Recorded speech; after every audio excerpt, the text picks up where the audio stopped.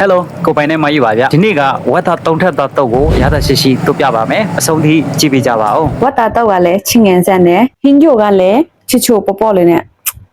ရှယ် ပထမဆုံးအနေနဲ့ဝက်သားတုံထက်သားနှစ်တုံးကိုပြုတ်ပေးမယ်အသားနဲ့မနဲ့အောင်နဲ့မှုန်းနေအောင်တိကျဖို့ခေါင်းနဲ့နည်းနည်းပွေကိုထည့်ပြုတ်ပေးပါတယ်အရသာလေးဝင်သွားအောင်ကြက်သားမုံစားတကြားထဲဖြူဖက်ဖက်လေးမဖြစ်နေရအောင်အယောင်လေးစိုသွားအောင်အတွက်ဘဲငကြရဲ့အနောက်အနေငယ်ကိုထည့်ပေးလိုက်ပါတယ်မီးပုံမှန်လေးနဲ့15မိနစ်20လောက်ပြုတ်ထားပေးလိုက်ပါမိနစ်ပြည့်ကနေမှကြက်မကြက်သိအောင်ခရင်ဆုံးလေးနဲ့ထိုးပြီးတော့ဆန်းကြည့်ပါ15မိနစ်လောက်ကြာတော့ဝက်သားလေးကနုနုအေးလေးနဲ့ရပါပြီပြုတ်ထားတဲ့အကြရည်ကိုဟင်းကြိုလောက်တော့ဖို့ဘေးဖက်ထားလိုက်ပါမယ်ထပ်ပြီးတော့ပပလီထားတဲ့ကြက်သွန်ဖြူကြက်သွန်ကြီးကိုစီတက်ဖို့လုပ်ပါမယ်အဝင်ပစ္စည်းအသေးစိတ်ကို comment မှာရေးထားပေးပါမယ် YouTube ကဆို description မှာရေးထားပေးပါမယ်ဗျ Okay ချွေအောင်တန်းလာပြီဆိုလို့ရှိရင်ပြုတ်ထားတဲ့ဝက်သားတွေကိုကိုယ်စိတ်ကြရေးထားပေးမယ်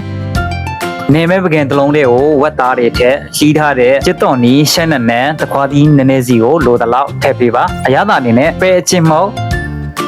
ဟင်းချုံမုတ်ဖြော်ရတဲ့မကြီးရယ်ငံပြရယ်ငရုတ်စီနဲ့ကြက်သွန်ကြော်ကိုထည့်ပြီးတော့နှက်ဆက်အောင်မွေပေးလိုက်လို့ရပါပြီဗျာ Oh my god မာရှာလာတည်ကြနေပြီမော်လားဒီနေ့တိုင်းလိုက်ပြီးတော့တုတ်ချပါအရင်စားကောင်းပါတယ်ဗျာတခါတလေမိုက်အီနဲ့ကိုပိုင်ကဟင်းနေနဲ့မစားခြင်းဘူးဆိုလို့ရှိရင်ဒီလိုတုတ်စားဖြစ်ပါတယ်ထမင်းပူပူလေးနဲ့ဆိုအရင်လိုက်ဖက်ပါတယ်ဗျထပ်ပြီးတော့ခုနကဖယ်ထားတဲ့အပြုတ်ရည်ကိုရသာဆက်ဖို့အတွက်မြုပ်ကောင်မုတ်နဲ့ရှမ်းနဲ့ကိုထည့်ပေးလိုက်ပါတယ်